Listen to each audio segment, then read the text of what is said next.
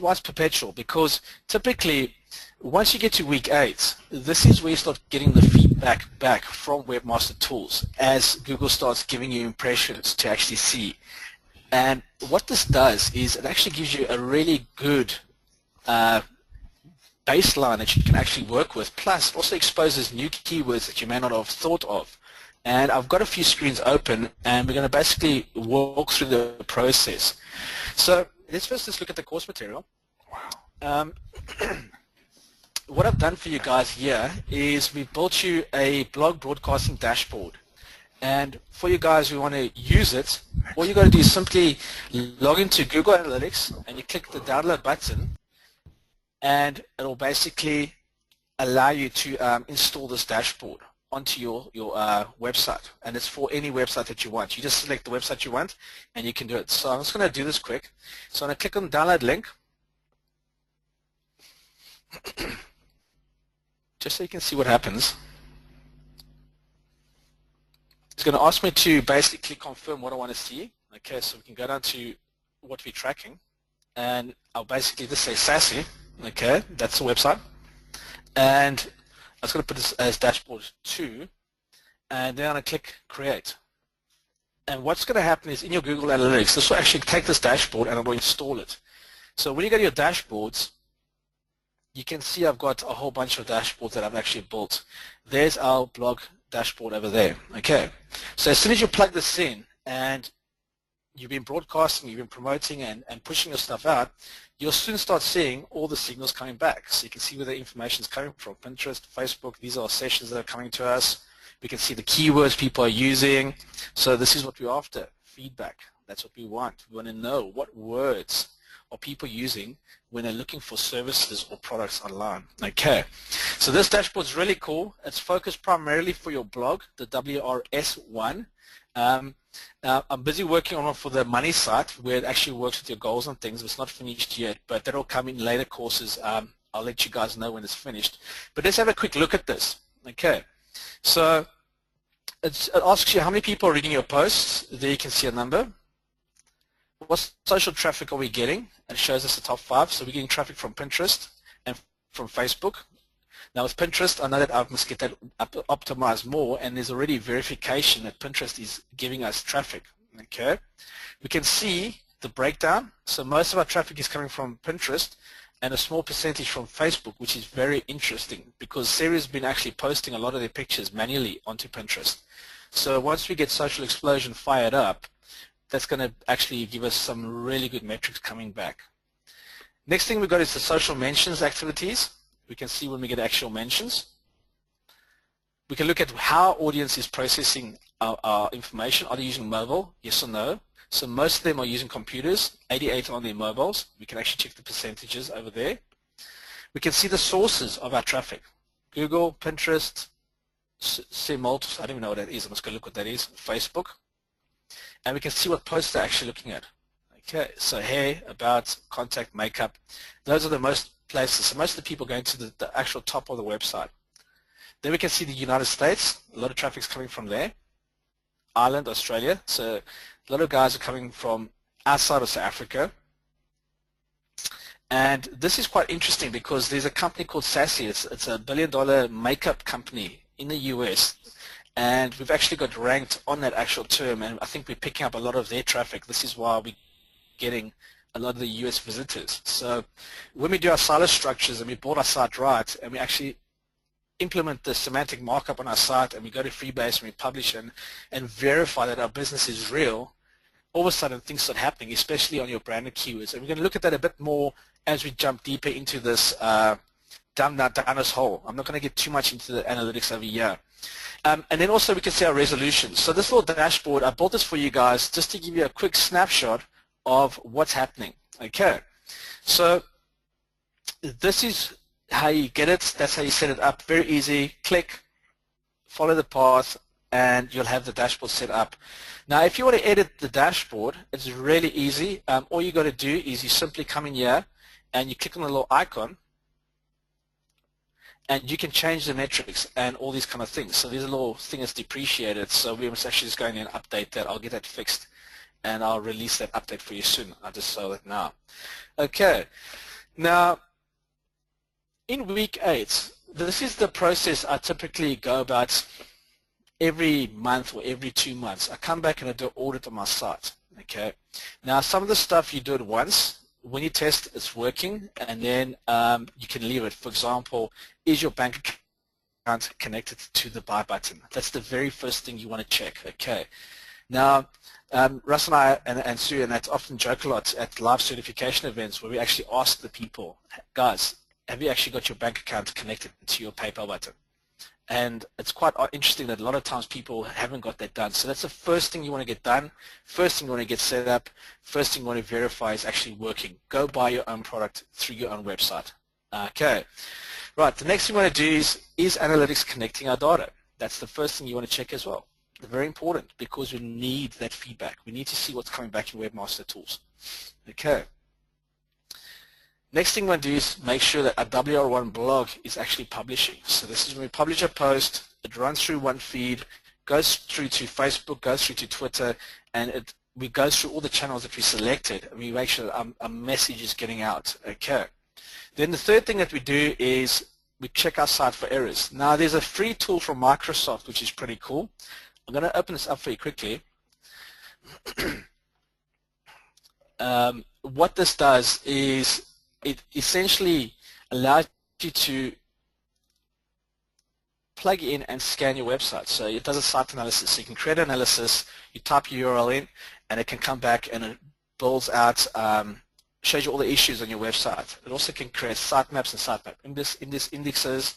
You can create your robust.txt file. It's a free little plugin. Click on the link and it'll take you there. Other tools we use is, I've got a few that I use. We've got the one called Screaming Frog. This is Jimmy's favorite tool. And then there's another one I use from Link Assist, which is called Website Auditor. And I use this one quite a lot because it gives me quite a lot of information. But I'm not going to get into that right now. So typically what I do is I look at my website, I run the tool, and I check all the title tags, I check all the meta tags, I check the descriptions. I make sure that the content is not thin, okay? And I start optimizing and tweaking and changing things. So in this process, this is what I've been doing in the last week. You can actually see over here with all the bouncing around. This is where I've done some changes and now the search engine is responding. Okay, so from May, we launched the site. We essentially got the semantic stuff set up in Freebase, and you can see the jump that we got in visibility, and it's been pretty consistent and it's slowly been going on. I then came into the site, I cleaned things up, and we got another massive spike in visibility for the branded keywords. Okay. Now in my analytics, I use AWR Cloud, and what I typically do, guys, is I group all my keywords by the silos. So I take my whole DNA braid, I take my keywords, my primary keywords, and I stick the important ones into the actual silo category, and that allows me to see from a top level how the actual silos are performing. So when I make changes, I can actually watch the baseline. Is it improving or is it actually degrading? So here on the wedding one, we did quite a bit of tweaks on the wedding pages here, and you can see we had a drop in our visibility where a lot of the keywords are actually moving around. Now, when this happens, don't freak out.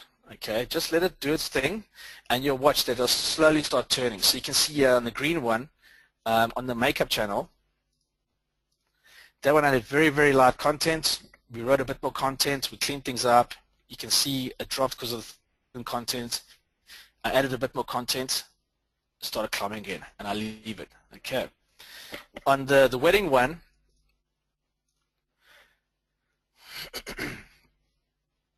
we did quite a bit of work on the pages. We cleaned a few things up, added more content, shifted a few of the H tags around, and now Google's just basically shuffling and sorting things out. So we've had a bit of a drop, but this is visibility. It's not a big deal. I'm not too bothered about it because that channel is already bringing me 1,857 impressions. Okay, so our site's getting put in front of people, and people are clicking and they're going through.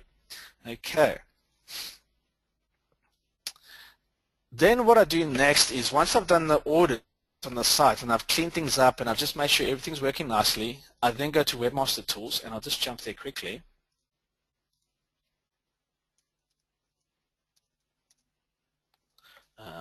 Webmaster Tools. On the wedding channel, we took a bit of a knock there because I pulled Yoast local out of the whole thing, and I manually did the markup just because he basically tried to charge me again for the plugin on his subscription basis. So I just manually did it and I had to come in and do stuff. So let's just go through here, look at this. Okay, so what you can see here is I go into Webmaster Tools and I just start looking at the dashboard, and I can see my DNS is fine, it's connecting, robots is getting fetched, the errors we're looking here, there are the URLs, there's the images all indexed. I come to my search appearance, I look at my structured data. This is where we did our markup, and we check if there's any issues. So this was when I was using Yoast local. It didn't really do much. And this is when I manually marked the markup up for the actual business. So it had a big improvement. Okay. So I've got hair salon, website, and the organization. I'll split things up. So in the hair salon, all our pages are marked up. We've got no errors, and we can see everything's running fine. Data highlighter, we don't need to use that. The HTML improvements, I click on that. They give us some suggestions. So there it says I've got one short meta description. Under hair care. So what I do is I open that page up and I go check. If the description is not short, then it's a caching issue because I'm using a CDN with max CDN. Then what I do is I purge the cache and I flush that out so that the page can get called again. I then go to my page, I load it, the CDN then recalls it, and then when Google comes around again, they'll actually check that and it'll be fixed. Okay. The site links, so look at that next. There's nothing there, I want to demote. Okay. And then this is where the fun starts. We get to the search traffic. Okay. So I click on queries, and what we see here is where all the impressions are actually coming from.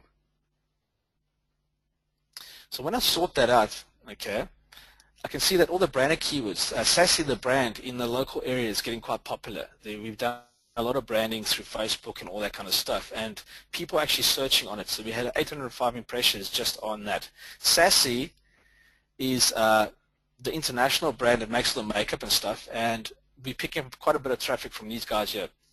Next, we're getting all our local keywords: bridal makeup warmer, professional makeup, and you can see all the service keywords are starting to come in. Okay, Sassy stylists. Now this is a keyword I'm not really targeted, so that's quite interesting when I see Sassy stylist coming up over there.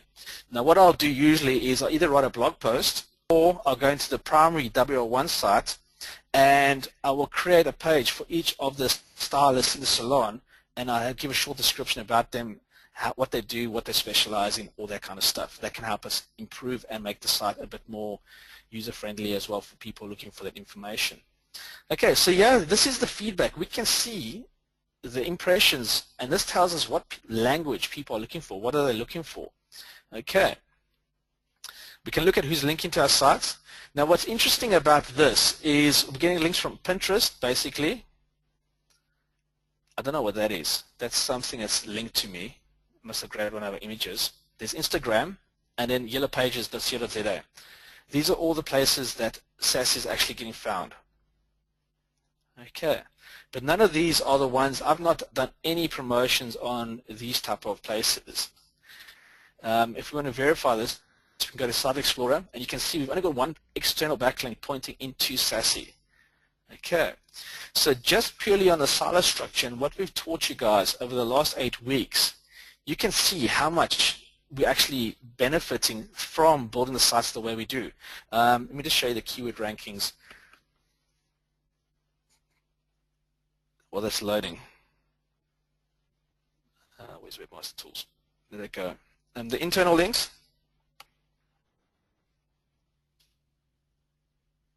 We can see all our links here. We can see what we got. And what I do here sometimes if the links get picked up that I don't want indexed, then what I'll do is I'll go to my robots.txt file and I'll actually just disallow that keyword. I'll actually block it from getting indexed, and that usually pulls it out. Okay, so any manual actions, I always check this every time I do my audits. I see, okay, are there any manual actions? Nothing. There's no web span found. Okay, international targeting. We focus on South Africa. Okay, so there's a tag I need to add to my site. Okay, so that's one thing I've got to do. Now look at country. and I'm targeting the right country. So Google knows I'm targeting South Africa for this particular type of website. For this language tag here, the semantic web doesn't recognize the South African English. So at the moment we're using just the American English tag, or I'm actually going to use the British one because we speak British English in South Africa. Okay, so on the index status, I just come in, I check is everything fine, and we can see our site's indexed and it's been pretty consistent. None of the stuff's really dropped out, and there's no issues over here. Content keywords, is our content getting picked up? Hair, makeup, sassy, wedding, salon, bridal. Okay, so the important keywords are actually getting picked up, and I'm happy with that because the weighted part of it is all good. So this is why analytics is so important. This gives us all the feedback back that we need to clearly see that what we're trying to target is actually being achieved. And it helps us to work smarter, so we can work less and work smarter and achieve results faster without having to do thousands of other things and all this other crazy stuff that people are promoting online. It's a systematic process that we go through time and time again, and we just rinse and repeat and check, is it working, tweak, is it working, tweak. And the result is basically, I'll show you the emails that are coming in. You can see real people are communicating with us. Okay, so any security issues, this is the one you want to watch all the time. Okay, so there's no issues with our site. So Webmaster Tools, you can see everything is squeaky clean and it's all great. Okay, let's have a look here quickly. So I've got about 78 keywords that I'm tracking that's related to industry, and you can see with just creating the content and the silo structure and this market I'm in, it's a local market, and the toughest domain authority we're dealing with is roughly between 35 and 40. So it's not an extremely hard market, but what I wanted to show you guys, just by creating the silos, writing the content how Russell's taught us to do it, and putting our images in, doing the markup on the images, those basic things, we get ranked. All our branded keywords, bridal hair, Port Elizabeth, that's like the top level keyword for the locale. We're number one. We're on all these keywords, we're ranking, and then we're slowly moving up. Okay. So what I've been working on is hair salon, and that's actually what I'm targeting. So I just want to quickly have a look at that quickly for you guys. Keyword rankings.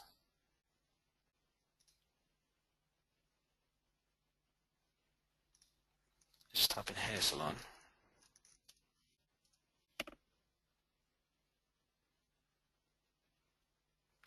And I'm looking for the top level keyword there. We're on position number 22. So I'm going to add these in the chart so we can see what's going on.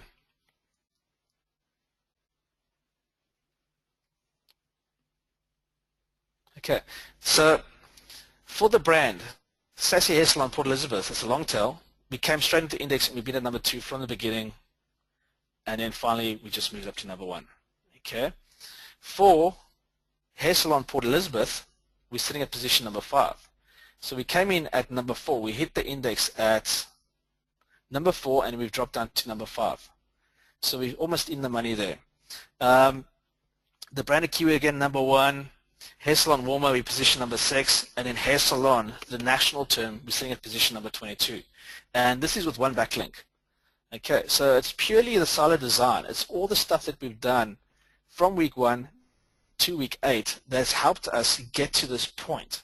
Okay, so what's great about this is without investing too much money into writing all the content for all your backlink promotions and doing all the stuff that we teach you guys, just by doing the basic technical stuff, the technical foundations, creating a solid, strong foundation, using a silo architecture, thinking about the business, dealing with the pain, speaking to the pain, providing them with the best solutions that we possibly can, the result is that we get leads coming in from our website. So these are all people that are contacting us on a daily basis. You can see there's the 9th, the face. Let's order this by date. Yeah. That's from 2013, we've been getting leads consistently. Every single month, there's leads pouring into the site. So I just want to have a quick look at these leads, and we can read and we can see what people are asking for us. Just waiting for this to load. Okay, so here's one from Clarice. They came in today, And what she's basically asking us is, let's have a look and see. Would you be so kind to email me your price list for hair as well as makeup for bride, bridesmaid, and mother of the bride? Now remember, we started the whole story. This is what I love about this whole game that we play with online marketing and setting up websites. We started off, let's take a journey back what we did. We started off, what are we selling? It's a hair salon. We want to focus on the brides. Why are we focusing on the brides? If we can get one bride, we can get the bridesmaids, and we can get the mother of the bride. Now here's the proof. They want a quote for a bride, bridesmaid, and a mother of the bride. So there's 3 people coming in for 1 lead. That's roughly going to be a few $100s when Sarah and I speak to this lady. Okay. Let's open up another one, see what's coming over here.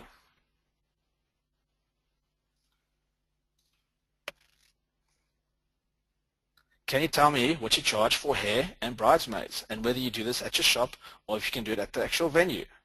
Okay. So, message, a good day. So this is quite interesting, guys. You can see there's Clarice. There's 2 weddings coming in there. Let's just open up another one.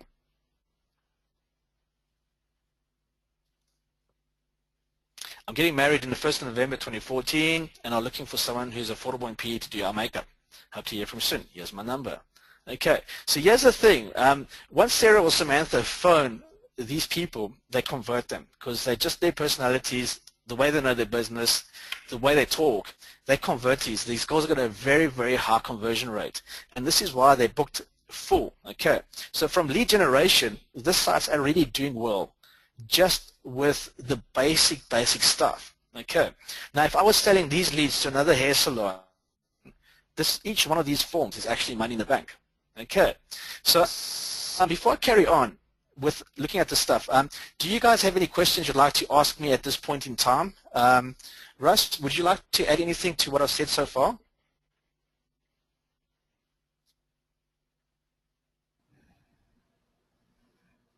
Hey, Matt, I'm here. I just had a little bit of a technical difficulty with our internet Guys, here. Can you give me, yeah. Sorry, I just had a little bit of an internet technical difficulty on this one. Lost you guys. No, you're good. Okay, so looks like I don't have anything to add what you've said. I think that looks like we've got Joshua back, which is good. I thought for a second we had a technical difficulty. Anybody have any questions on this? Anybody have any questions particularly on this aspect? Do you understand how to use the action funnels and so on and so forth?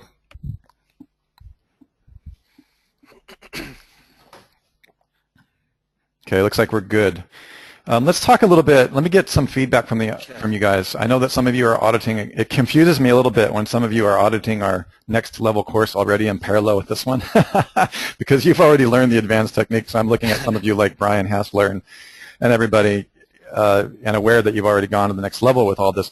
Those of you who are just taking this the first time, how many of you have the analytics and the actions and these types of things set up now? Give me a 1.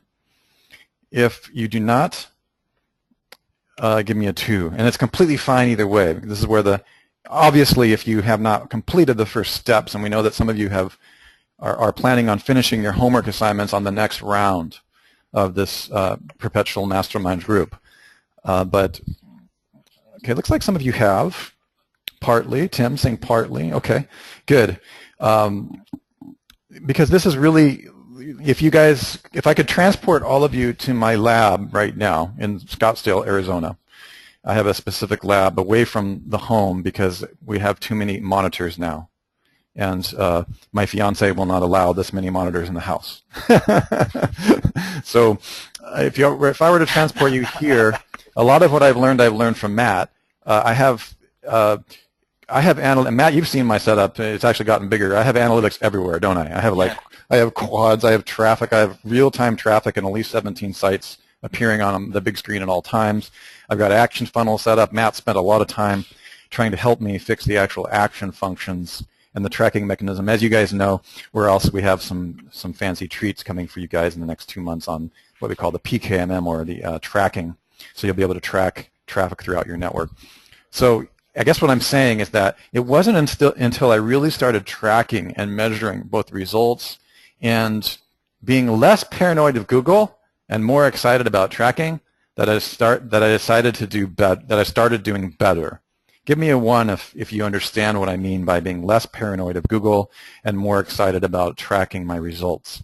As soon as I got over that, like, I don't want any of you guys to think that Skyfall means that you should all run screaming for the hills with your hair on fire and thinking that the NSA is here to destroy your business. I talked to Brian and a few other people, and also Joseph Hannon is a certified advisor. Guys, we do have a follow-up update for Skyfall coming for each and every one of you. I want to make absolute sure that you guys know that you should not be paranoid, worried, or concerned if you're following Matt, Sue, myself, Jimmy's method, what we call personal brand broadcasting. Okay, personal brand broadcasting is the very sustainable mechanism that underlies freedom from paranoia from Google, because you're providing the one thing that they care about, which is engagement rank. If you're creating technical mechanisms that are designed through algorithmic mathematical functions only to game the $5,000 million a year PhDs that Google hires, then you have to be a little bit extra paranoid. And again, I say a little bit extra paranoid. Okay, I'm not saying run for the hills screaming and don't get anything done because you're spending so much time with hide my ass IP blocker and, you know, diversify my MAC address software that you start losing money. Okay? Kurt says, PBBN, Paranoia Begone Broadcast Network. And again, guys, we do have a little bit of a marketing aspect to our company, but weirdly, the Skyfall update was not created by the marketing department, unless the marketing department, of course, has influenced the technical division. It is a big deal if you're living and dying by PBNs. We just wanted to make sure that you start to infuse your business with a different model, because honestly, the amount of time people spend in the paranoia or the lack of good hygiene on the web building PBNs could be spent generating massive traffic. People focused on click magnets and traffic and measuring the results like Matt showed today, and less time worrying about, you know, whether or not their clients and customers are going to have a blog network tomorrow morning, then generally speaking, almost without exception, we've seen people start making more money. Wouldn't you agree with that, Matt? Yeah, you know, it reminds me of Rust. Is like when I was cloaking back before 2002, 2004, when it started getting really difficult. Oh, yes. I remember you told me about that, yeah. Uh-huh. I looked at the whole story and I thought, you know, this is really stupid. Yes. I'm spending more time firefighting, burning domains, and having to rebuild the whole thing again every 3 to 4 weeks. It got so bad, it was just like 3 weeks your domain's gone. That's when I started looking for a different solution, and that's when I started finding Russell and Sue. That's when I found the guys, and we started working towards this other things. And yeah, we've always been about sustainability. He was sassy. Yeah, from the first time I met Russell and those guys, it was always about, look, it's about the business. You're building your business. You're building your silo, and you can see it's sassy. I don't care about Google. I'm running my business. I'm building a site for a business that's real, and it's going to make money, and Google will make money, and that's how it all works. We're not being paranoid. But the thing is, with the Skyfall thing, what's interesting about it is all it's telling us is that everything is connected, and the guys that are playing funny games, trying to be clever, they're going to get their fingers burnt. That's basically the way I took that whole message up at Russ. Exactly. If there is one thing for you guys to, like, on the kind of black hat, you know, white hat, gray hat, if such things existed, that's worth you guys knowing. It's good to keep your finger on the pulse of security, as Kevin Polly would tell you, constantly, at every chance he gets. Also, you should be aware of security. That's a whole different thing than the kind of security where you're paranoid is not the kind of stuff that you need to worry about with your marketing, okay? That's too deep into the web. If you study deep web, study the deep web because you're interested in the deep web. However, it is worth understanding how proxies work, because a lot of the things that we discussed in Skyfall are just proxy driven. Understand there is a couple takeaways, you guys, that's useful, like the difference between an anonymous proxy and the proxies that you pull off of Scrapebox and all these things. Like there's stuff like that that is really worth knowing, the difference between anonymity and just a general proxy. And as you get more advanced, we teach Matt teaches a lot about this in certification level 2. I'm going to teach basics in level 3 with the automatic video course that's now open and launching.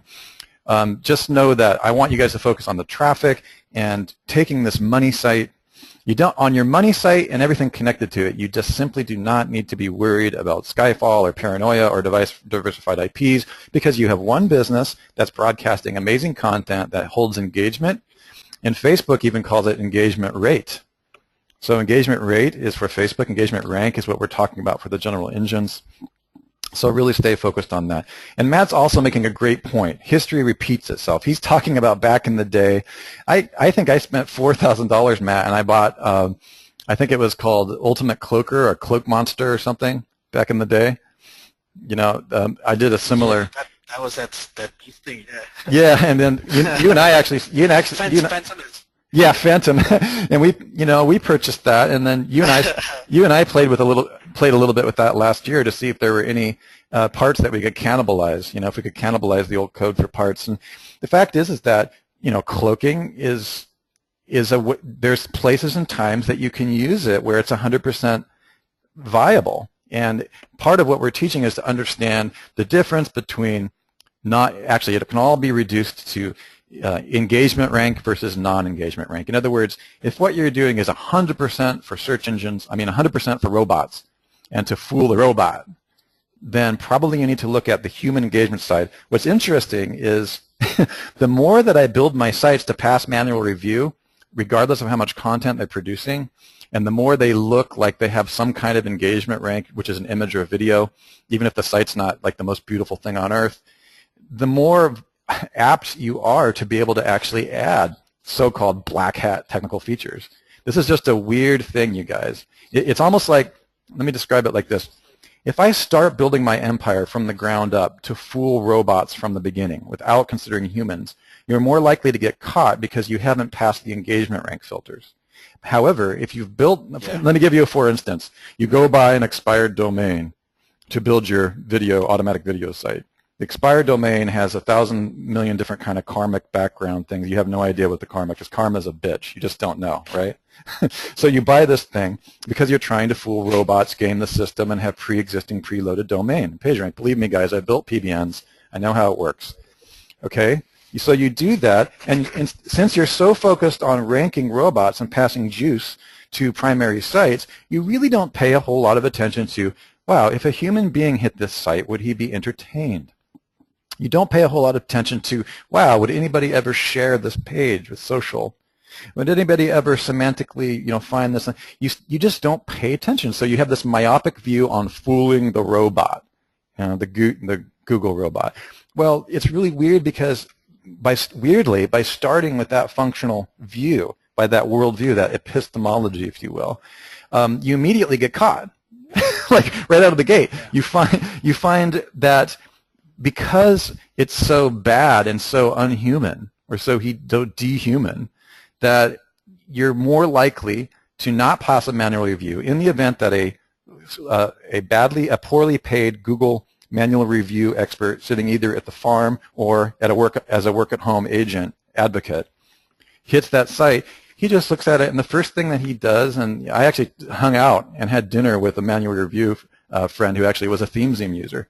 he just said, yeah, you hit the site, and in the first 15 seconds, you're like, you look for three things. You look at the bottom, you look at the header, you look at the colors, and you look for any signs of robots, WP robot, or any of those things. They have the markers, they have the cheat sheet, and honestly, if it's not entertaining, they just go, click, boom, you're literally ejected from, like, have you ever seen a pilot ejected from an F-18? It's like, you're gone. And you guys, when you look at things like that, when you look like a real world, down on the earth ground, look at Google as a company. I've hung out with Matt Cutts. I've talked to him about this stuff, had lunch with him. These are just people trying to make sure that search engines are reasonably organized for people. That's just the bottom line. Okay, so I'm going to get off my soapbox, but the main thing is, with your WR1 site, you do not need to worry about any of those types of things. As you begin to move through the system of rings that we teach the certification level, since everything adequately passes a manual review, and it takes engagement rank as the core axiom, as the organizing principle, you're going to have a less difficult time with anything in your empire. And the biggest challenge that Matt, Sue, myself, Jimmy have is, and Kevin, is coming from the position of gaming a mathematical algorithm when you're competing against about 5,000 highly paid PhDs and not trying to engage human beings. As soon as we get somebody to flip over and convert into that different way of thinking, you watch them start to succeed when they really start just focusing on their business. Now, one thing that I would say is Kurt has asked, Neil is saying, building quality WRT sites on good expired domains still seems fine to me. It is fine, Neil, and that's not what I was saying. What I'm saying is that if a beginner or intermediate person's core axiom is 100% on whether the domain is expired and whether it has backlinks and is all about rankings only and does not significantly focused on the engagement of human beings as a factor, and it would not pass a manual review when it's complete. The chances of you sleeping a little less good at night is probably higher, and it should be. That's all that I'm saying. Okay. So here's my thing as well, Russ, on that whole story. Guys, when you think about it logically, the amount of money you spend buying all these PBN domains and stuff to get it all up and running it's a lot of money that's getting blown, where you can just build your site like we're showing you here, and you can start transacting with people literally in a few weeks. Yeah, and again, Neil is speaking to the ranking aspect, and this is really a different aspect of what Matt teaches in this course, and I do agree with Matt. And I'm also agreeing with Neil. Like, Neil takes the risk. He wants to take the risk, and that's different. He's got his IT debt covered. He's really good at what he does. I'm not suggesting that. I'm suggesting that, like, I know some of the stuff that Neil does, and like I don't think a lot of the world is as qualified as he is to do it. That's my opinion. And he also knows the risks that he's taking. That's all we're suggesting, is that people understand that when you're doing the PBN stuff, you're dealing with a different thing than when you're dealing with the stuff we're teaching you in this course. And it really does depend upon, now, this is why in certification level 2, which Neil is also co-auditing at the same time, he's taking both courses in parallel, we start to get into these different types of things. Hey, we have a PBN, expired domain checker profiling software in development. We're not telling you guys not to do it. We're saying that when you do it, keep in mind that that belongs in a different kind of bucket and a different way of thinking than your broadcasting network. This is why, literally, the PBN model, or anything even closely like it, does not even exist inside the u-everywhere.com system. In other words, if you ask me to take a laser pointer and point to you where in the web rings it belongs on the broadcast network, okay, I would not be able to point to any of the web ring 1, 2, 3, or 4. Matt, can you pull that up, the u-everywhere.com, just real quick? Sure. Since I think you still have the screen. If you ask me to point out where, this actually came up at OMG Live last year, somebody asked me to point out, out of diplomacy, we created a layer on the outside to include where we would put PBNs.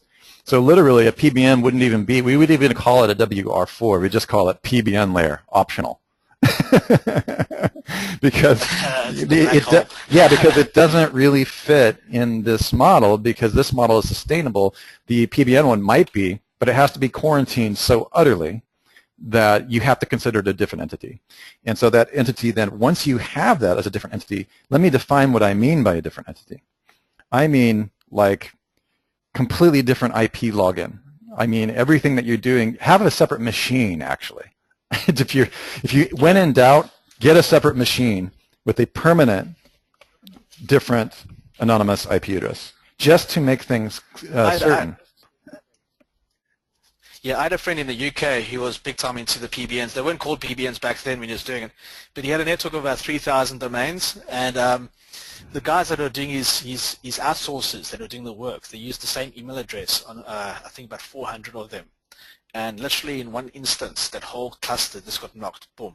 Yeah, I mean, you hear the stories. So yeah, we don't. Yeah, I mean, Matt's got stories. Everybody has stories. But again, the problem with stories is that they rise to the top of the propaganda campaign. So again, we're Matt, myself, everybody on our team, we do all of it.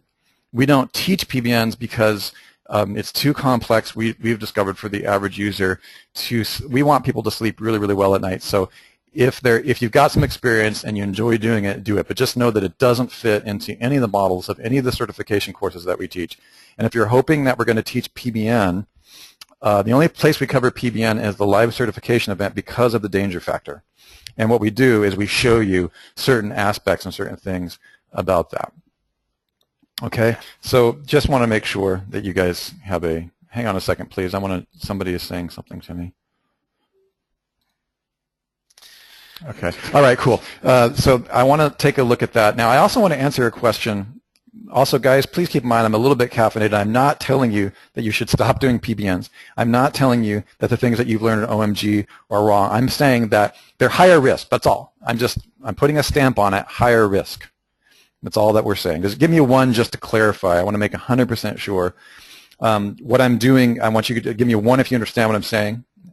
Okay, and two, if you do not, if you think that I'm still telling you to be really paranoid about PBNs. I'm not telling you to be paranoid. I'm saying that it is higher risk, and you should be more paranoid. And also, it is not part of the one web ring system, and that Skyfall does not mean that your PBN network, Neil, is necessarily going to be wiped out.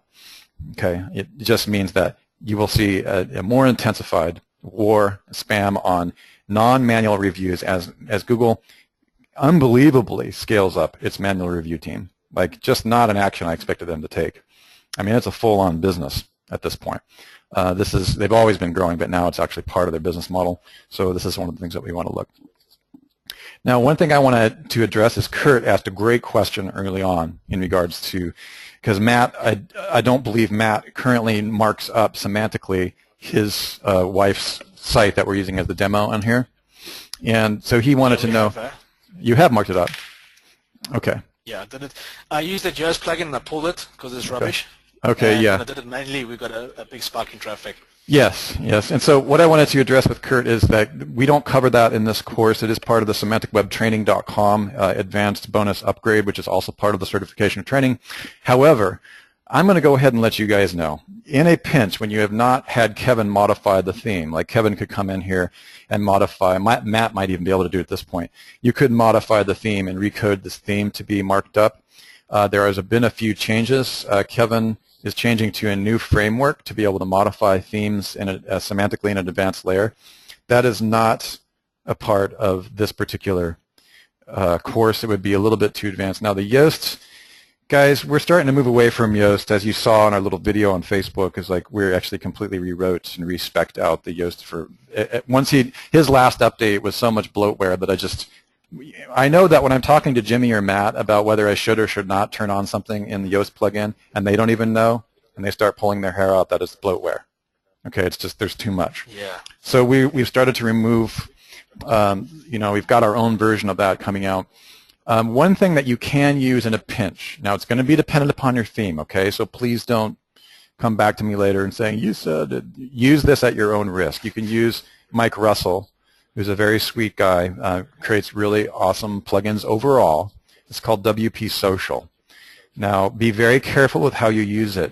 Do not turn on your Google tab function on that yet, like the Google articles, which is brand new and that type of stuff. Just keep it. It will give you a quick semantic markup upgrade. Matt, probably we should see if it works on your theme. I don't know. We have that plugin. I coded this theme. You coded it? Okay. Coded it. Okay, good. Yeah. So look at what he's got there. You can see the output over here. It's all over there. Oh, there it is. Okay, so did you hand code that?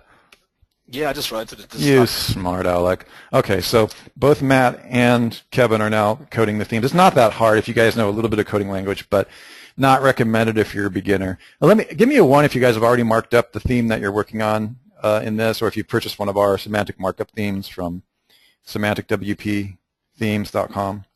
Give me a 1 if you've marked up and 2 if you have not. Neil's not marked his stuff up. Okay.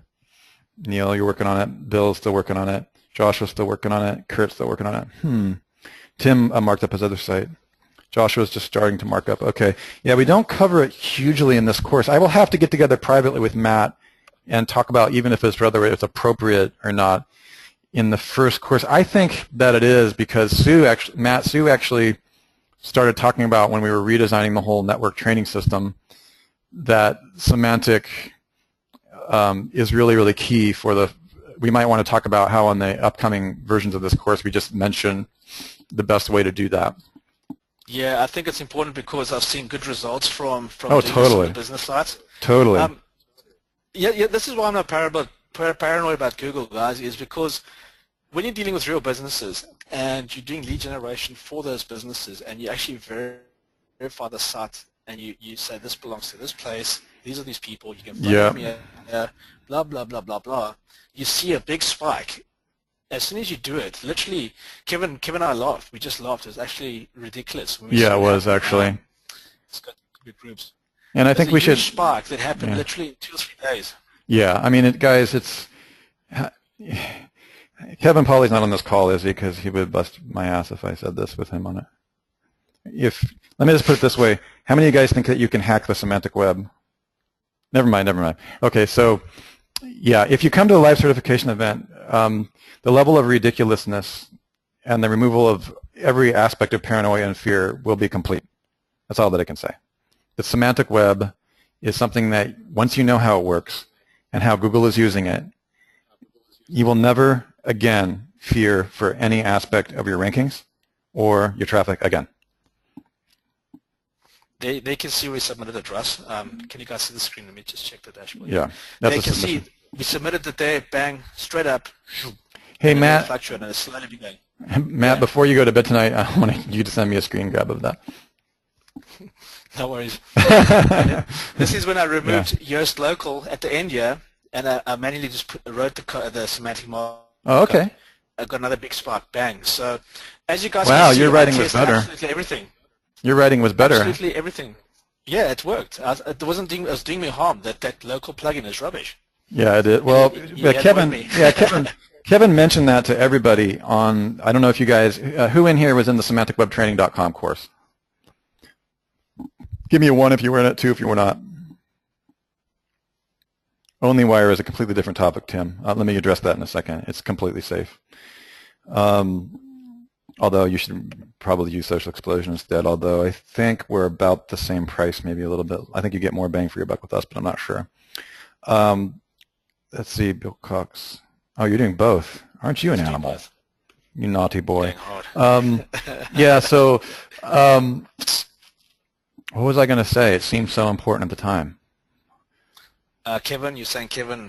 Oh yeah, Kevin warned everybody in the Semantic Web Training course that the Yoast local is just problematic. He actually did it wrong. See, I get to hear Kevin's grumblings pretty much on a daily basis. I think part of it is that the semantic web is so little understood that when somebody does try to implement it, they do it very wrong. Mike Russell is an exception from WP Social. I do own WP Social, you guys. Here's when I use it. I use it when I can't call Matt DeCruz or Kevin Pauly on the phone and tell them to manually recode my theme. If you go to Kevin, it's going to cost you about $3,000 to have him do that, and the theme's only like $40, right? So you could also learn to semantically mark it up yourself, which is where things are going. Also, there's a new framework coming that Kevin has started to utilize. It's a semantic theme recoding framework. If you're a coder, again, I don't recommend it if you're not in the coding business, and that's not how you live your life, you're living. But we have switched to that framework, and we're starting to incorporate that into our themes. The other thing that you can do is just use WP Social if you're an idiot like me with semantics. Kevin says it qualifies. You have to watch certain themes with WP Social because it will mess with your header and a few other things like that. So I'm just giving you guys a few different options to quickly incorporate that. Currently, you do not want to use WP Social if you're using one of our semantically marked up themes, like the Pinboard, the Semantic Pinboard Pro that's launching with the automatic video course here in a few hours, actually. You do not want to use WP Social or recode anything like Matt's done if you are using anything from semanticwpthemes.com, which is our semantic theme business, which is tied to Network Empire. Does that make sense, you guys? So don't use WP Social and do not set the... I should really show these guys, actually, Matt, what not to do on that. Sure, let me... Do you guys want that bonus, or...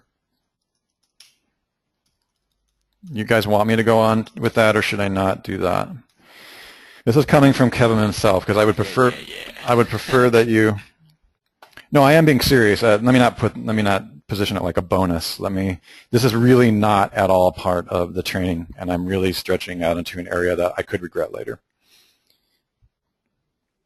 Define coder-friendly framework. I could share that with you, Brian, but Kevin's going to release that at the semantic training course, and I really should not cover it.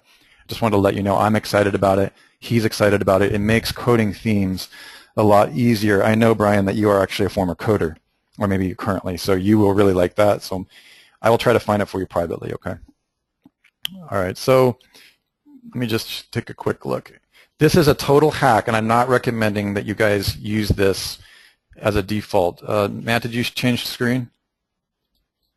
I'll just flick you now. Now, keep in mind, knowing that Matt is hand-coded. Are there any guys that would do what Matt did in this presentation with his wife's site? Would you just hand-code it yourself if you knew how? Or?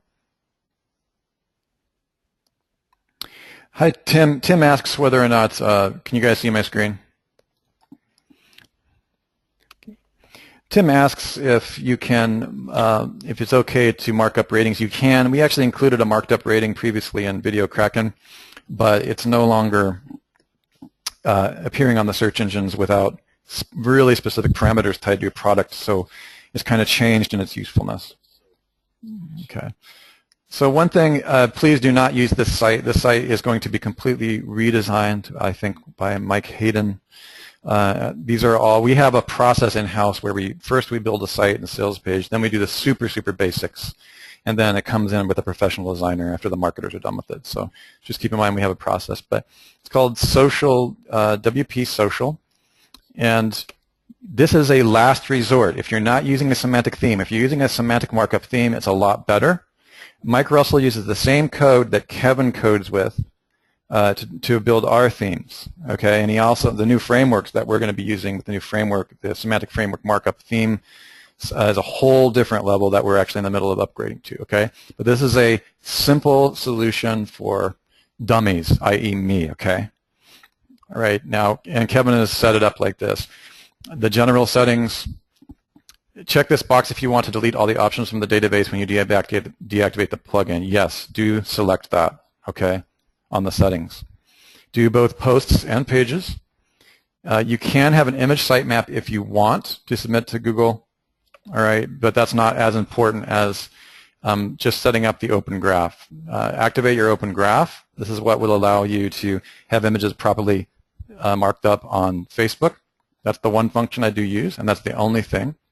Do not select anything in Google at this time. We have found some problems with it, okay? You can, if you want, use the social sharing function on this if you're not using other ones. In this particular case, I use it.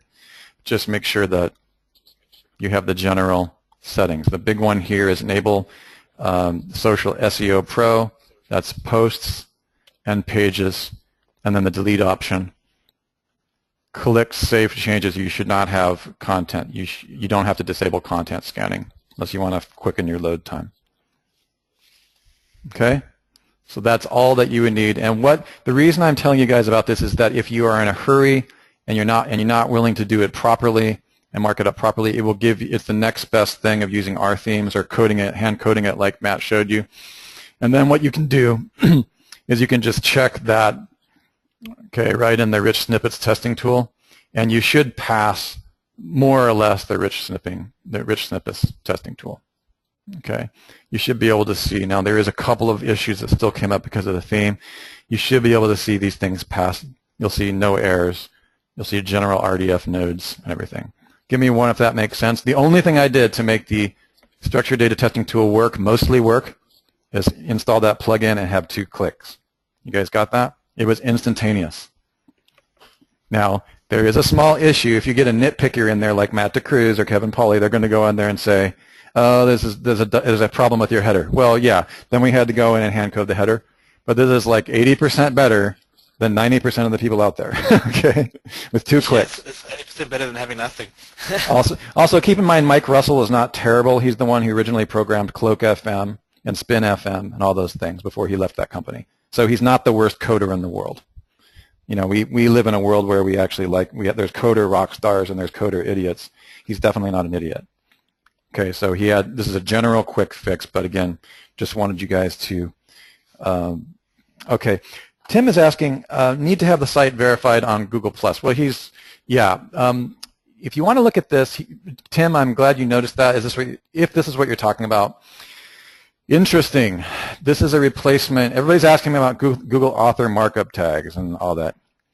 Google Author, I hope you guys have seen what the Google Plus team has said about Google Author markups.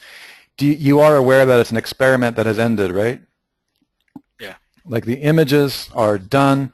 When that starts to happen, I read his work I read the recent release from, what's his name over there? Everybody talks about him, Josh from whatever, PBN SEO or whatever. I can't remember what Josh said about it. Moyer, or what's the guy's name? Okay, anyway, he has basically said that the image placement, which was the big thing for the neuromarketing side, is no longer viable. In other words, they ended that experiment. Google, the ego author image tag, which was the most interesting for me because of engagement rank, is gone. It's gone the way of the highway. It's not coming back. Also, they were having some issues with their author verification. And of course, people like, I don't know, not like me, of course, because I never gamed it, were gaming the author markup tags and having thousands of fake authors out there. So anyway, that's gone. Can't do that anymore. And that was the main interest with engagement rank. So what they have done, not as a direct alternative, but they're looking here, you have a publisher markup is verified for this page, but you have to have a Google Plus business page in order to do this. Okay, so I had to connect this directly to a business page, not to my personal account. Okay, now all you have to do to make this happen, you guys, is you have to create, I'm going to give you guys a sneak peek of certification. Make sure that your business page is the same name as your brand or website, okay, because ultimately you're going to, if you take Kevin's Semantic Web Training course, you're going to mark that up for semantic. You're going to get your own brand and your company in the semantic database. Okay, we'll show you more how to do that at the live event and in the semantic training course. But everything is lined up now. Okay, they're surrounding the camp, you guys. The question is, what are they surrounding the camp for? Well, we've been telling you. It's all about the verification of identities and/or at least the verification of a business entity or identity. Okay, so Tim, all you need to do is go to the, I have a page, Swallow Your Market Whole, designed specifically for this. Let me go to the, wow, who moved my cheese? Somebody moved it again. It's getting ridiculous how much they move stuff. Okay. So I'm glad Tim is saying that he's done this, but I want to make you guys know, here's a kind of a weird fact you can see right here. Here's a weird fact about this semantic markup business, is that there's two ways you can verify it. You can verify it directly through your Google Webmasters account, or you can verify it through I'm trying to find the verification. You can verify it through Google Webmaster Tools. The easiest way is just to upload a file to your website, and once you have it on your website, it's a verified. Yeah, it's just like a random. It's almost the same file as you get with setting up your sitemap. Yes, and what's interesting, I'm less into. I mean, I know most of you here know how to do it, but what's more interesting to me about what it implies. Think about what happened. Okay, they were doing author markup. Everybody gamed the system. It was less. They're having less stellar results. I think that they're lying to us. I think that the author images, from the point of neuroscience, I think that the author images completely hijacked the top 4 positions and they lost money. It's just my opinion. Okay, because faces attract clicks. But I don't know that. It could be a guess. When they said it didn't work for us, they never really defined like why.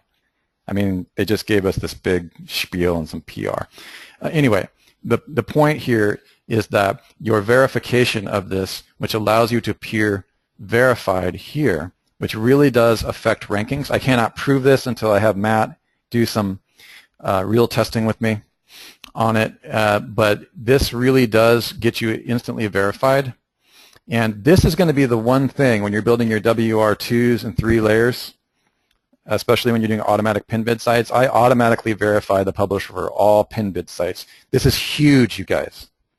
A verified account for the robot social Gestapo. Okay, it's huge because you're a verified publisher at that point. It takes 30 seconds to do. Okay, and then of course you make sure you pass a manual review and your sites don't look like they were created by Mr. Markov himself. So you got to make sure that these sites actually look reasonable. Now the interesting thing here about the Google markup page is that if you immediately, when you set up your site and then you set up your biz page, just immediately go to the Webmaster Tools account for the same Google dashboard. In other words, for this, whatever Gmail you're logged into for this site, okay, immediately open the same Webmaster tool for that Gmail or that Google dashboard. Remember, guys, Gmail account, Google dashboard, same thing. Every Gmail account has its own unique identity, its own unique matrix, and its own unique system within Google's Gestapo. Okay, so just make sure that you immediately open that Webmaster Tools for that and then connect it. Now, if you open a Webmaster tool that's not connected to this Gmail account, you have to do a little bit of a weird dance. You're going to have to add somebody to that Webmaster Tools as a full-fledged user agent. Okay, you can add them to, and then you're going to have to add them as a verified user, and then you're going to have to add that to analytics to get your Google Plus biz page to be an authentic verified account. So it's just much easier to connect the Webmaster Tools account to the same account that the biz page is tied to in order to get that verification more instant. By the way, I spent an hour with one of my outsourcers figuring that out a couple weeks ago, that if you're using a different Gmail account tied to a different Webmaster tool, it takes a little bit longer to get it connected, okay? The other thing I want to mention... Just to verify there, Russ, essentially what you're saying is if you're doing the boogie, you have to sign up as a admin of that page. Yes, you have to be, in order for this biz page to say, yes, we are a Google Plus Biz page is a verified publisher of this site. In order for your site to come up as a verified publisher on everything that it posts on all the search engines, which you really do want, it's got to be only admin can turn your biz page into a verified publisher, and the admin has to be confirmed through Google Webmaster Tools directly. You guys understand what I say? Give me a 1 if you understand what I mean there. Okay. If for some reason you have a separate Google Webmaster Tools, Bill's having a hard time with that. Okay. Anyway, this is a little bit beyond the scope of what we're doing. It just means, Bill, that currently I am logged into my personal account, themezoomsupport@gmail.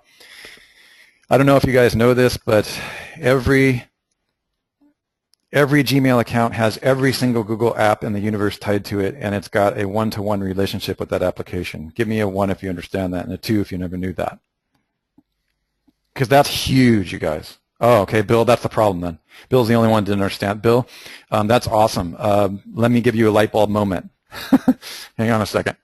This can actually change your world when you begin to understand that. Go to google.com/dashboard on your computer right now.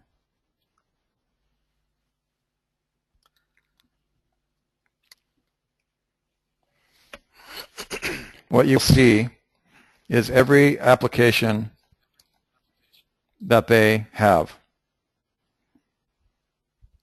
I've actually got to log in.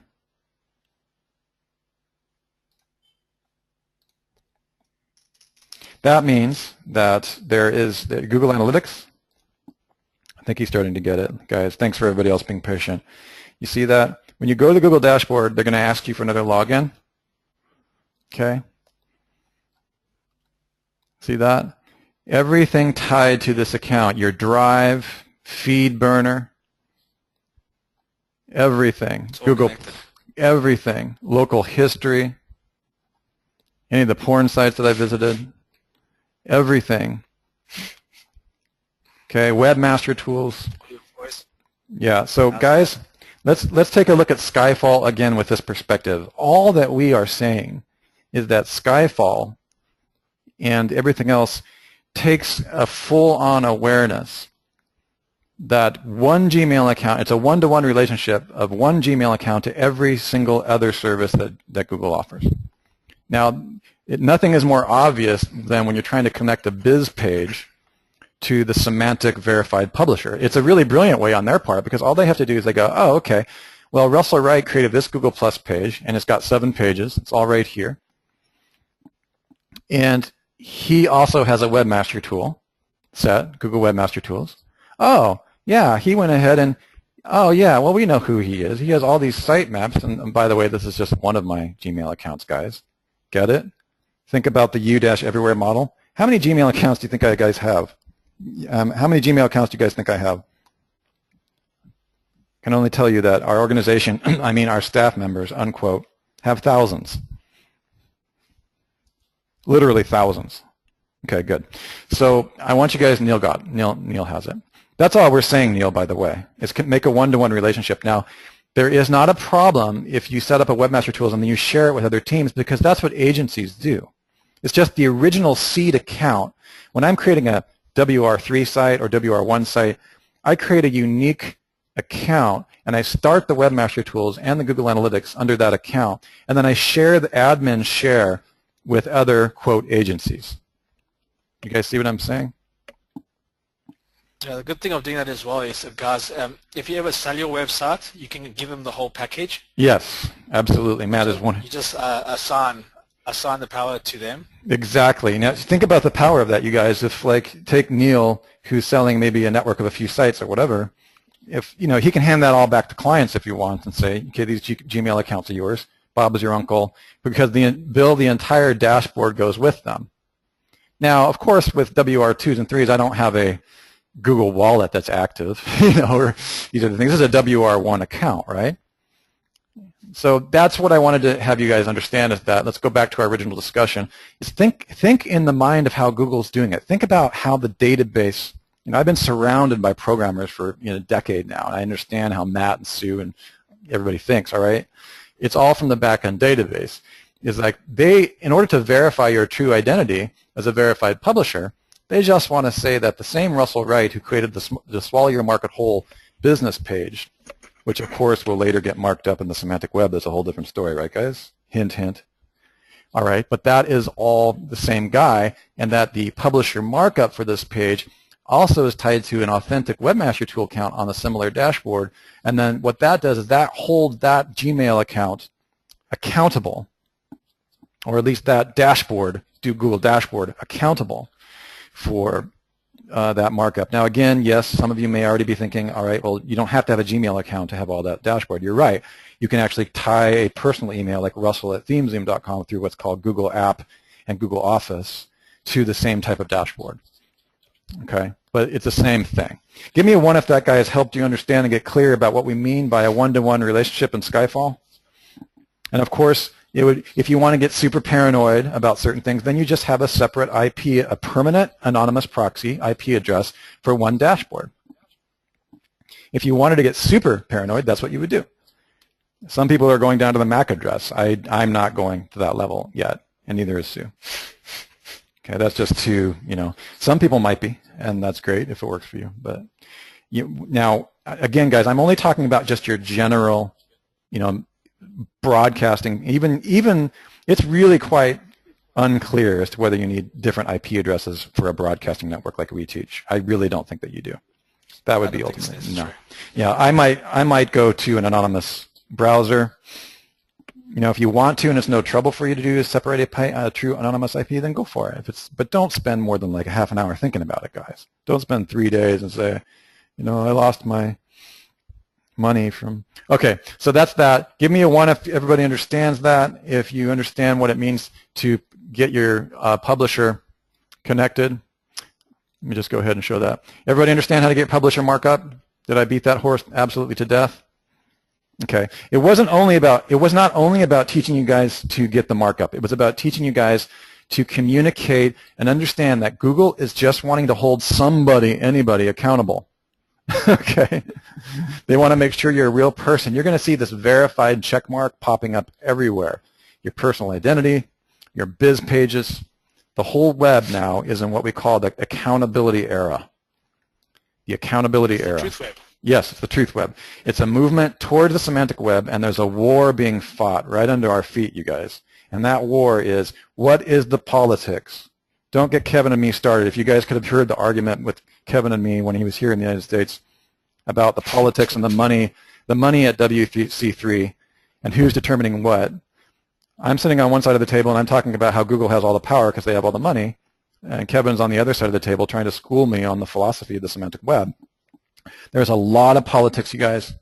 There's a lot of, at the end of the day, it's going to be what is the easiest and most effective way to bait people to verify who they are and to accept ownership for the site that they publish, and also accountability. And so if you guys start thinking in terms of that, when you layer yourself from your WR1 money site down, which is what Matt's been showing you the last 8 weeks, then you're going to be way ahead of the game because, first of all, you're going to have less concern on getting de-indexed, you're going to have more accountability, and even when you start automating engagement rank, it's going to be a lot easier for you to survive long term. All right, I think we should wrap this up, Matt. Yeah, no.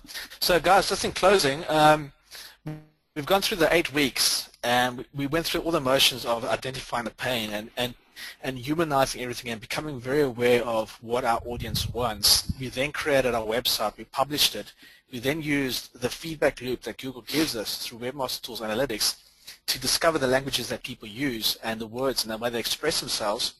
And when we get aware of that, we then can craft our site, skew it to the traffic. So when I see that feedback loop coming from analytics, I look at the one that's got the most traffic and I start skewing all my content to focus on the traffic streams. And it's the traffic streams that create the contacts, the leads. And that's what you can create business. So that's how you create the transaction. So if you follow the traffic and you get the transaction, that's when you create the money. Okay. Mm-hmm. Then what's great about this is when we roll over into the WR2s, the spillover, the EKDNA, as Sue calls it, those are the keywords we harvest, and we start engaging in different topics that are slightly related, and we feed those people back to specific pages. So everything we use that we discovered and grafted and all the keywords we got from our market analysis, all that stuff is reusable as we expand out. But at the epicenter is the WR1, and like I showed you guys today, we set up the site. I've done SASE like this on purpose just to show you guys that just purely on the silo architecture, the persuasion layer, and then connecting the funnel to it, we created transactions with hardly any effort. Okay, if you're going for big markets like debt and those type of things, then yes, this is where we start going and start doing other things to actually get ourselves ranked. But for the guys who are doing a lot of local work, you can see just the SASE site, it's not it's not hard. Okay, so in closing, if you guys have any questions, feel free to Skype me. Well, what we decided to do, Matt, I know it's late there, so I don't expect you to stay on for this part, but we got a lot of positive feedback by what we did at the close of Certification Level 2's training yesterday, and that was we're going to take some of you guys live, and I'm going to be addressing anything that you might want to address. I'm going to be doing a little bit of coaching and just checking in. You don't have to step forward, but you can. So basically what I'm going to be doing is just I'm going to ask you a couple questions about your business and kind of tug a little bit at you as far as moving, clarifying what the finish line means for you personally. And then what we're going to do is I'm going to ask the biggest thing that you got out of this particular iteration. Even if this is the second time you've been through, that's fine. I would like first-timers to have a shot at this first. And also anything that you yourself would prefer to improve and enhance for the next time around, because as you guys know, this is perpetual. You guys are with us indefinitely. And so let's go ahead and see if there's anybody willing to be on the hot seat. And you need to have a microphone in order to pull this off. And is there anybody that would like to step forward so I can have a conversation with you about your training this month? Somebody just let me know. Say yes. Otherwise, I'll start unmuting you randomly. Just kidding. Yeah, we got the bingo balls. That's right. Who's number one? Is there anybody that has a microphone that I can speak with about your business? Okay, yeah, Neil, thank you. Neil says his comments are the same from yesterday. And I'm assuming that you mean that you would like to see more case studies than just Matt's site. And that's actually in the plans and in the works. Is there anybody else that would like to have a conversation with me? I'll give it about 30 seconds and then we'll end for the day without doing it. And that's fine, by the way. There may not be. You guys have a lot to think about, a lot to chew on. It might be just dragging it out. Probably you're ready to just go get to work. That's completely fine. Yeah, because I want to see your websites. Yeah, and Matt's like, here, the thing about this one that's different than yesterday's training is that Matt has been coaching you one-on-one quite a bit more than we do on the second series. Okay, it looks like we have no volunteers, which means that we are not going to do that. And we will see you. Guys, here's the thing. I am ramping up for certification level 3. The course material is more or less put together. We've gone through several iterations of the automatic video traffic system, and we are still going to launch the automatic video traffic system with version Video Kraken 1.0. But the participants in that course will be receiving the first access to, and it's included in the course, first access to Video Kraken 2.0. It's called Video Kraken Dominator. I've never talked about what it does before, but I'm going to talk to you guys about it because we know each other. Video Kraken Dominator is probably the most dangerous thing that we've ever built, maybe besides Kraken. Here's the enhancements and the improvements that are going to be included. The main one is that it's still going to pull from the YouTube API, which is pulls engagement rank. And as you guys know, the YouTube API is 3 million videos per day per person. Just in case you thought that YouTube or GooTube actually cares about spam, right? They don't. If spam was an issue, they wouldn't give you access to 3 million videos per day per person. So that gives you a little bit of insight of where how they feel about video, especially their own videos, and why they take on the immense costs of hosting everybody's videos. The other thing that it's going to have is the problem with Video Kraken 1.0, you guys, which I use on all my sites and it creates massive amounts of traffic, is that it doesn't silo fully. Okay, well, Video Kraken Dominator has a full-on silo, so we're taking we're taking the brand new Video Kraken rebuild, which I know you guys are just waiting for. We are literally 3 lines of code away from releasing just the regular silo plugins. All right, we're going to take the code from that one and we're going to incorporate it into the Video Kraken Dominator, so the silos are 100% complete. All right, so that means it's been kind of for those of you who've coded, I think Brian Hassler might know how that works. In other words, we spent a huge amount of money to rebuild our original silo plugin, okay, and we've been working on it for actually 3 months. A lot of money, a lot of time, keeps going back and forth, and we have a lot of cooks in the pot, including Kevin, who's doing the semantic integration for the new video silo plugin.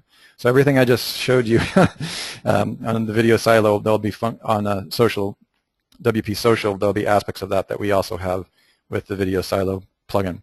So what we're doing is we're taking that code and putting it into Video Kraken 1.0, redesigning Video Kraken Dominator to have all the silo functionality with the same page function, but to make matters worse or better or so ridiculous that video silo does not have and will never have, is you can go inside of Kraken or Domain Web Studio and you can import, instead of just a spreadsheet like you have in Video Kraken 1.0, you can import the completely finished silo functionality, okay, just like you can with Video Silo and DWS, but it will also then begin to publish videos permanently from those themes and silos and topics.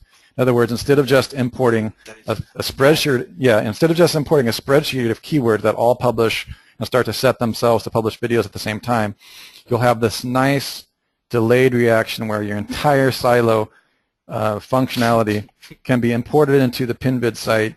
It's all semantically marked up. The videos are semantically marked up, so you don't need that Yoast XML thing anymore, which doesn't even really work anymore. All of it starts to happen, and instead of publishing all those videos at the same time, those videos will randomly publish at the right time frame, so you're not like hitting your server with, if you decided, for instance, to create sorry, I'm having a little problem with this end.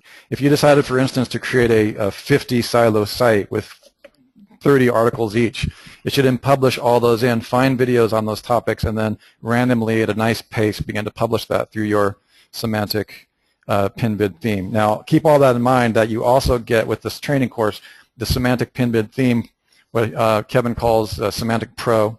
Semantic Pin Bid Pro. So that means that every automatic video that goes out to embrace engagement rank is semantically marked up. That is the only reason that you use something like Yoast's video extension in SEO video extension, okay? The challenge, I'm just talking, you guys, I'm just ranting a little bit to give you guys some understanding what's going on. It's the best way to do it.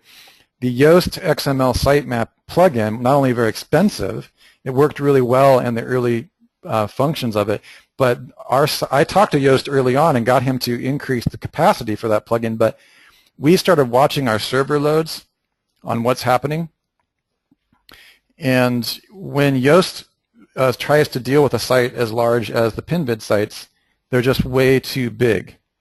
Yeah, Brian says the refactoring is big, and so we actually created some scripts and everything to try to buffer it, but it just can't handle a 300,000 page site. And you know, yeah. And also included in the certification level 3 training, you guys, is a unlimited hosting. When I say unlimited, I mean Kevin has set it up so it's scalable. Now, for those of you guys who are big control freak hosting dudes, like Neil or whatever, like hosting, you need a bunch of controls in place. The PinVid package may not be the right thing for you, but if you want to set and forget, there's, like, for example, we won't let you add any plugins. If you use our hosting, you have to use exactly what we give you. Okay, so that's one thing just to keep in mind, that we've got a lot of stuff that we're dealing with. Yeah, it's a managed service, Russ. Yeah, managed. Well, actually, it doesn't really qualify as managed, because even in managed hosting, I can go in there and add whatever plugins I want. It just means that they're managing the server. We're kind of a little bit more than intense than that, you guys. This is really for, how should I say it nicely, like really beginners or intermediate. But we expect a lot of advanced people to use it as well, because they only want the results of the PinVid sites.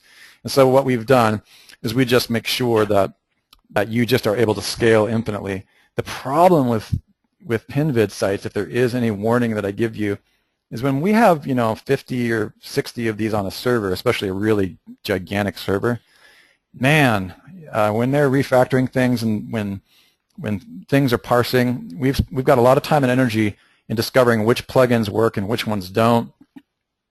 Okay, so we do offer that if you want it in the certification training, with 3 months free for the early adopters. So these are some of the things that you guys can expect to see. And if you aren't able to make it this time around, I expect that you guys will be able to make it the next time we do this training. And of course, this is all subtractable from your live certification event. So just wanted to keep you guys apprised. I'm really excited and blown away by how much my team has pulled together to create these amazing programs. We have decided to launch without Video Kraken Pro Dominator being complete. Okay, but the reason is that Video Kraken works just fine, and everybody will have the right of first refusal. You're going to have first access to it, so on and so forth. Yeah, the other thing Tim is saying, or Brian is saying, that everybody will be benefited of locking. Yes, Brian, the security is a nightmare, and Kevin and his team are some of the best around. One of the persons on the hosting team for the PinVid does security for the banking industry in the UK and abroad, with several $1,000s an hour billable fee. So we got kind of lucky with that one. I'm actually really excited about what we call the infinite scalable super manager locked. I actually call it locked down hosting. It's not even managed hosting. It's like lockdown. Yeah. One other last thing. Let me see. You guys asked if there's any coaching time one-on-one with me included. There is not.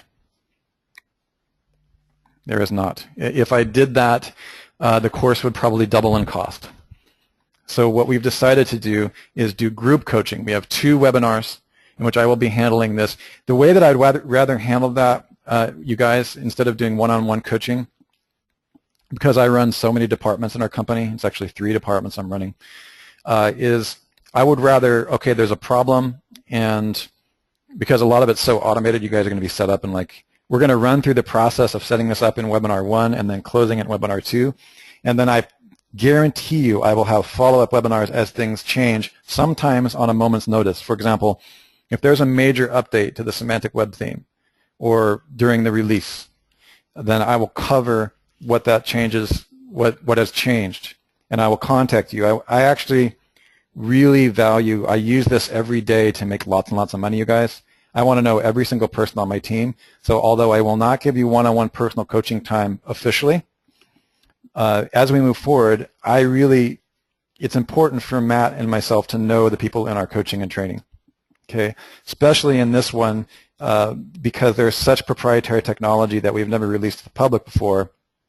I want to make sure that each one of you knows how to use it, and then I can keep you apprised as a group. And I'm really only wanting this to scale up to like 50 people on the first launch. So if I find out what you're not getting and what's not working, then I'll hold an emergency group training and we'll go into it. Okay.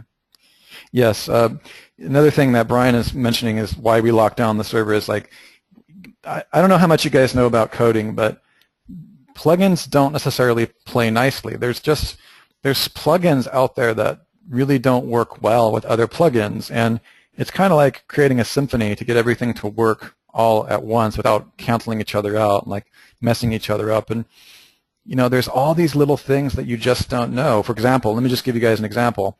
People were wondering why Video Kraken 1.0 wasn't working when they were putting it on their PBN blogs. Okay, and that's not a problem that I'd ever faced before, so I figured it was WP cron and this and that. Well, what is happening is that it uses WP cron to publish videos, at least in the early version. The next one will do something different. And if you don't get any traffic, WP cron doesn't trigger or fire, so no automatic videos are getting published. Seems like kind of not the best way to write the plugin, right? Well, that was version 1.0, so we've made adjustments. But again, these are the things that come up. Well, PBNs don't have any traffic, right? Most blogs that, in the automatic video traffic system, I teach you how to kickstart traffic right away, like in 30 seconds. And so we've never had the problem of the automatic video thing not working because it's part of our system. So these are the things that you need to be taught how it works, and you should walk away with a much better understanding of WordPress, but more importantly, a huge understanding of how to scale up your empire on the WR2 network. Tim is asking, has anyone tried to use this PinVid as a lead gen and then sell the leads to major companies?